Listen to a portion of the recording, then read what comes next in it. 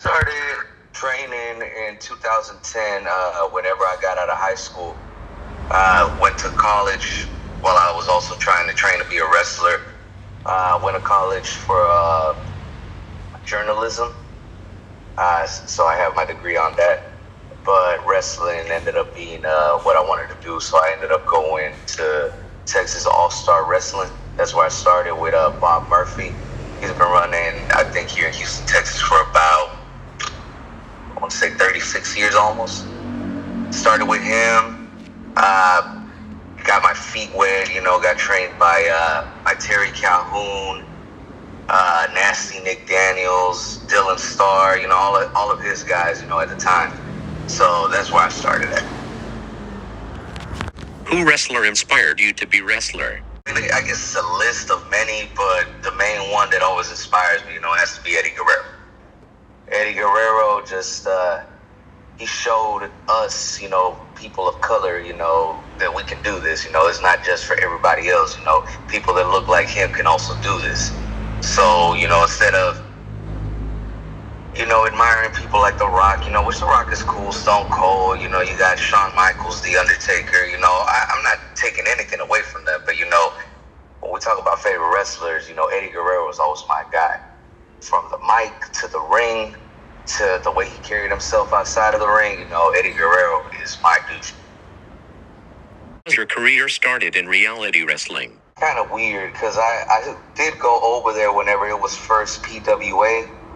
And whenever I went over there, they were in downtown Houston.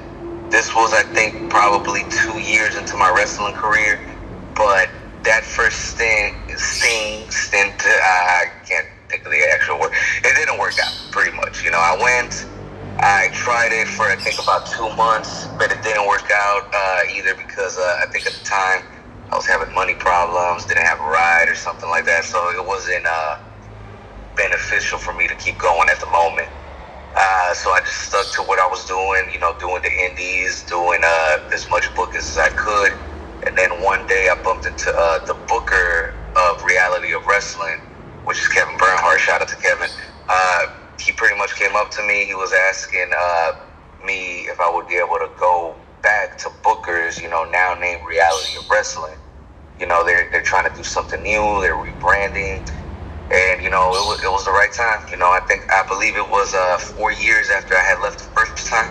So whenever he came and approached me about it, I was at a better space. So I decided to go. Had a tryout match in front of Booker. Me and Brian Keefe, actually, I don't know if you heard of him. He's an AEW wrestler. Me and Brian Keefe actually went together to Reality of Wrestling that day. We both had tryout matches in front of Booker and all of his students and wrestlers on the roster at the time. And then the rest is history. How's the La Familia started as group? La Familia, it's crazy how that started because we had no intention of actually starting La Familia. I think it just happened organically. Aiden Cristiano, he's one of the first guys that actually took me under his wing. He's my mentor. Whenever I first left Booker's or PWA the first time before it became Reality Wrestling, he was the one that was actually helping me get bookings. I was traveling a lot with him. He really took me under his wing and showed me what wrestling is instead of, what others see it as, if that makes any sense. And then from there, the more that we kept, riding together, we just kept clicking. And then Kevin and Booker, brought it to us, hey, how would you guys feel about, being a team or, doing some tag team stuff? We're like, okay, cool, yeah, that works. And then pretty much from there, it kind of like snowballed into this whole thing because it started off with us two. Then we got a third member, and we got a fourth member. Then we got 2 female members. Then we got another member. So, it's been a rotating door of people coming in and out of La Familia, but the 2 mainstays has always been me and Aiden Cristiano, the ones that started the whole thing. Right now, currently, officially, it's only us 2, but hey, maybe sooner than later we'll have some more people.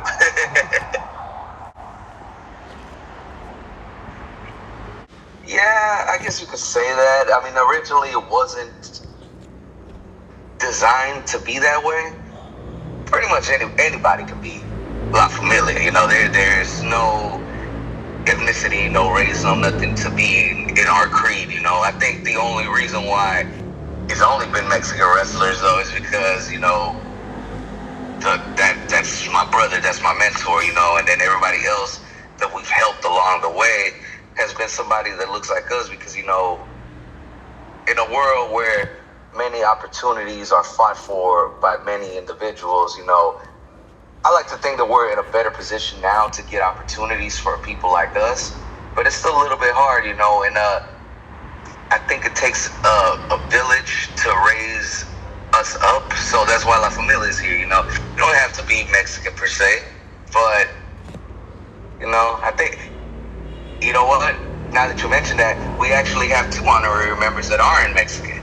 We have Brendan Steen, shout out to Brendan Steen from Reality of Wrestling, and we have Johnny Lyons. Those are the only 2 honorary members that are of different race that have been in La Familia in 2 to 3 matches with us. They've been our partners.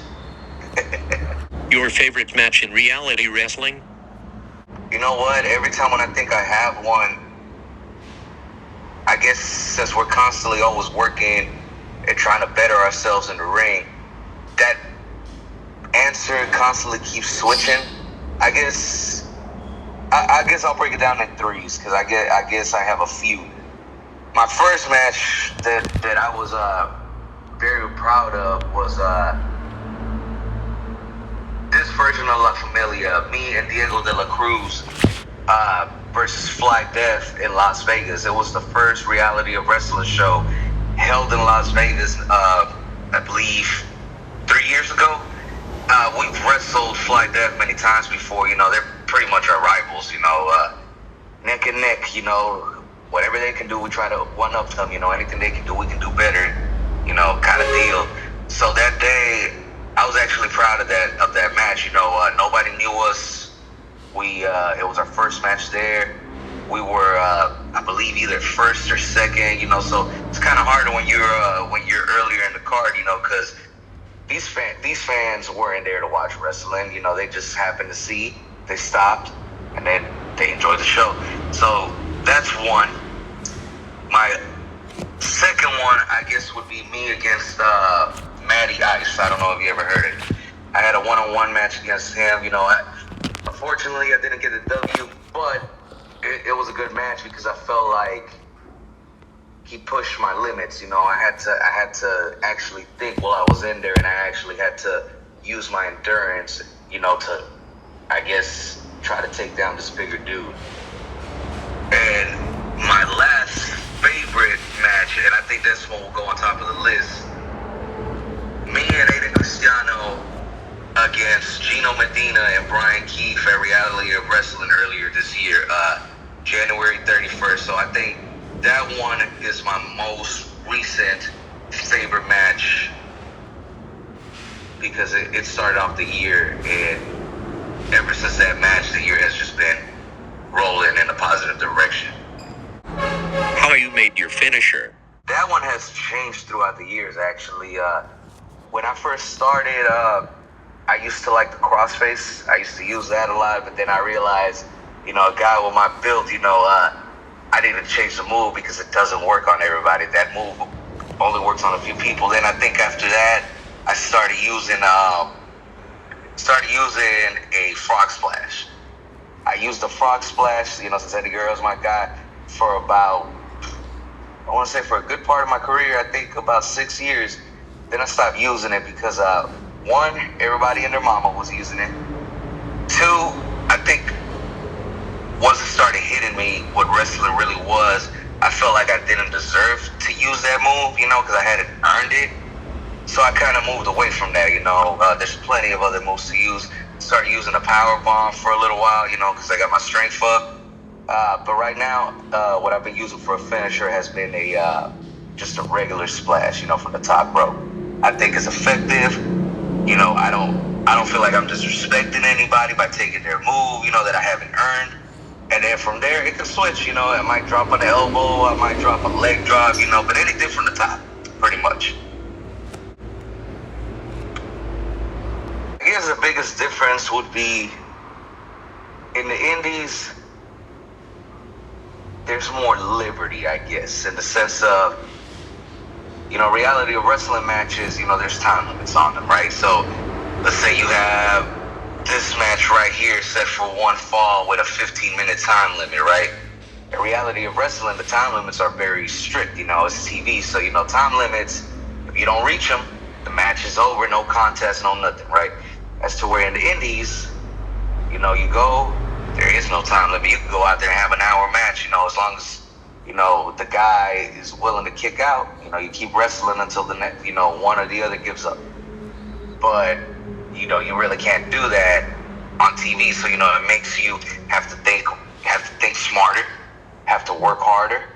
If you're not ready to give it all in your 15 minutes, because let's say you're not trained right, you probably aren't in shape. 15 minutes could be worse than the 1 hour match in the indies.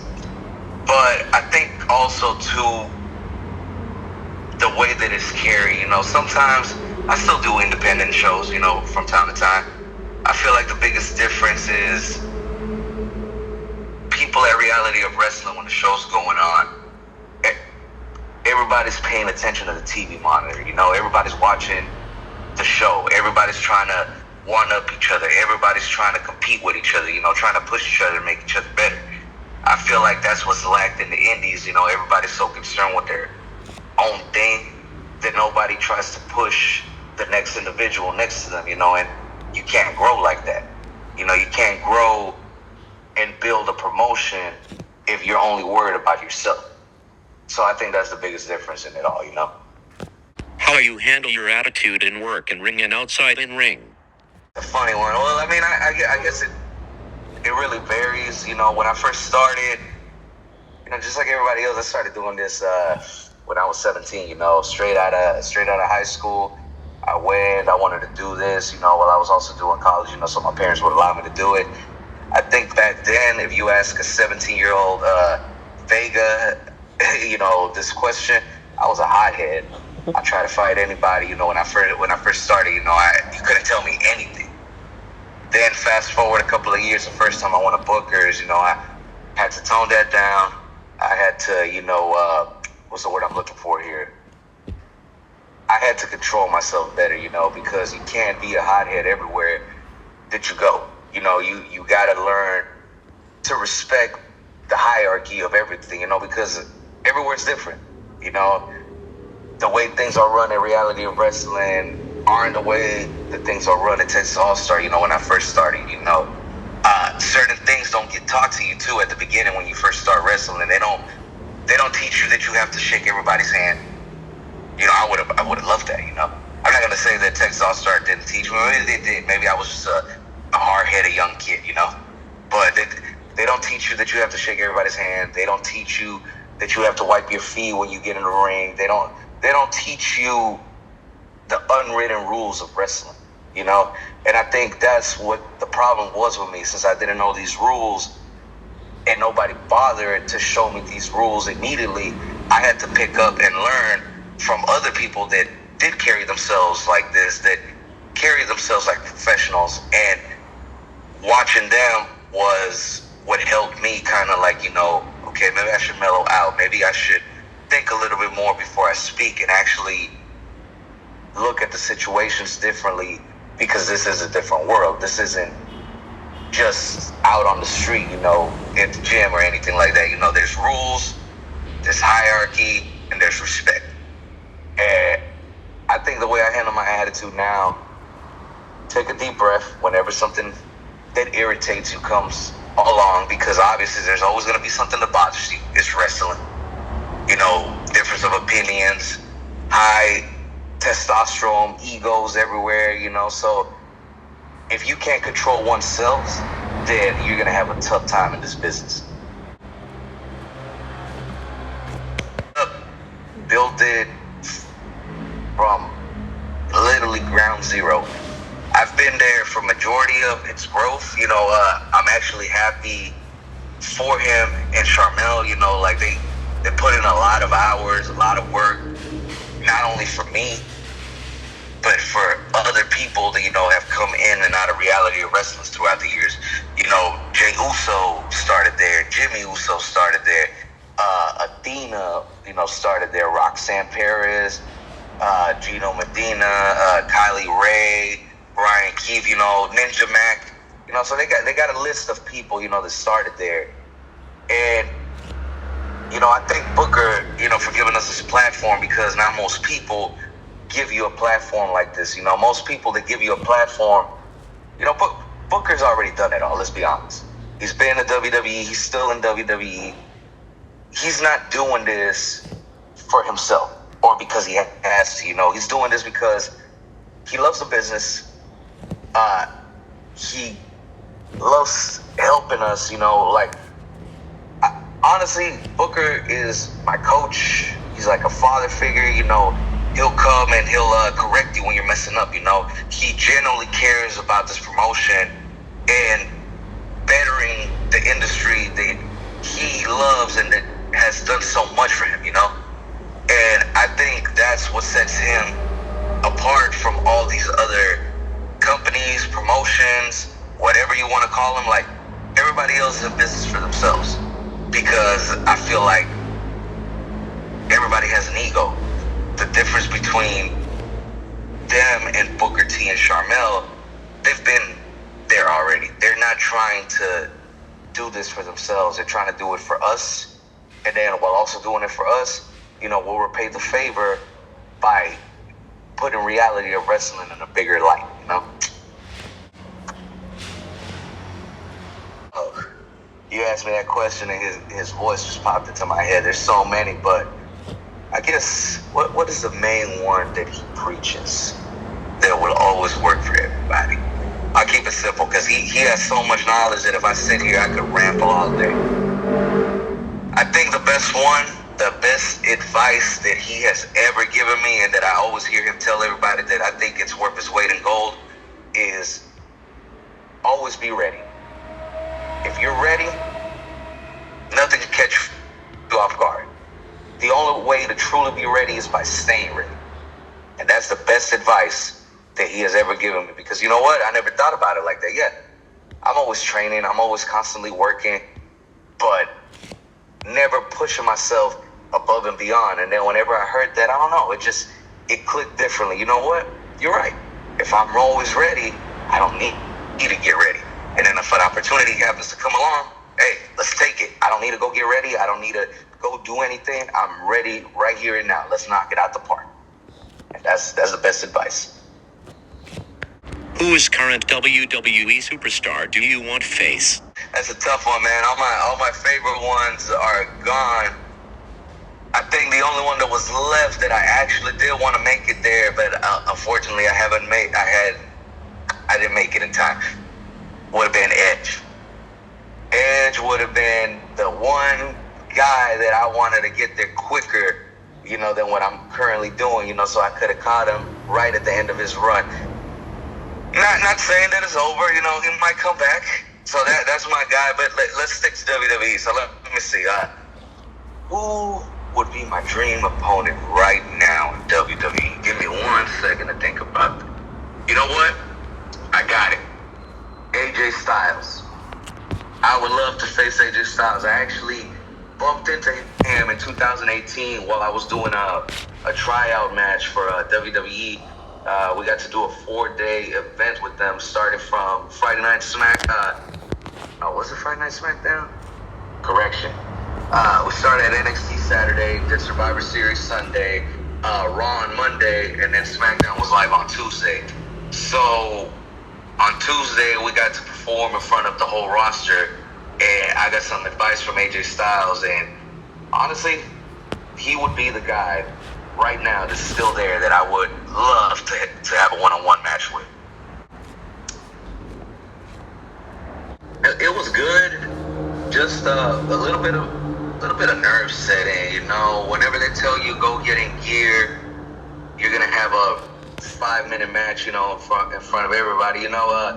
When I heard everybody, I thought, it was only gonna be the people that were there at the moment. So cool, I go change, whatever. Come back, Shane McMahon is there in the commentary booth, sitting down. The whole SmackDown roster is there, and they're all, I'm thinking they're having a meeting. Nah, they're there to watch. They're there to critique and pay attention. So it was good. A little nerve wracking at the time because everything that's a learning experience. I thought at the time I might have been ready for it, but actually getting inside the actual ring and seeing them out there, it's a little bit of a nerve wracking, But I enjoyed the experience. Had I think 2 incidents in my match. They had to stop it twice because I think the person that I was wrestling that day, we did a move and I bled him. Like he hit something and he started bleeding, so they stopped our match. They came, they checked them, they gave us the okay to keep going. We kept going, and then something else happened, and it opened back up again, so we just had to stop it. So technically, we didn't get to finish our match, but it was still a good experience. It actually, I guess I wouldn't call it a tryout, but I've actually done some extra work for AEW. I've been there twice. The first time actually, it was a good experience. I think I dropped the ball on that one, though, for the second time because we were supposed to actually be coming in 3 times. But the second time, it was during the whole COVID situation, and they were asking for certain things at the time that were more strict, and I didn't get one of my tests back in time.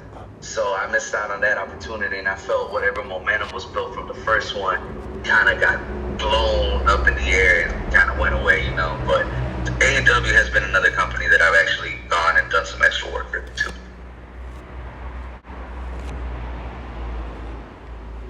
Yeah. Fun fact: he also created the Ring of Honor logo, the original Ring of Honor logo. That's a cool fact. I think he's very athletic too, I like the way that he flies. He flies with ease. It's not very easy to throw your body up in the air like that and also do it majestically. So I do like him. I like his work in WWE, and I feel like he's still in his earlier stages, and there's plenty of more for him to come and grow. I don't know. I think maybe an illustrator of sorts. I like drawing. I enjoy reading comics. Don't get as much time to do so as I would like, but I've always been a big fan of comic book illustrations. From Spider-Man to the Avengers and all that stuff. I love the way that artists bring these images or these stories to life. I think that's probably why I'm a wrestler, because it's pretty much the same thing, but in live action and living color. So I think if I wasn't a wrestler, I think I would love to be an illustrator of sorts, whether it's for a comic, maybe an artist, just drawing brings peace of mind, so I love doing that. Last question, your top 5 best Mexican wrestler all time? I'll start from 5 down. I'm going to go La Parca. I'm going to go Rey Mysterio. Let's see, who else? I'm going to go Conan. Oh, man. These are tough. I'm going to get a lot of crap for this, but I'm going to say Santos, and number 1 is Eddie Guerrero. That's my list. Yeah, I'm pretty sure, the list could be a little different, but I'm sticking with it. Thank you for watching.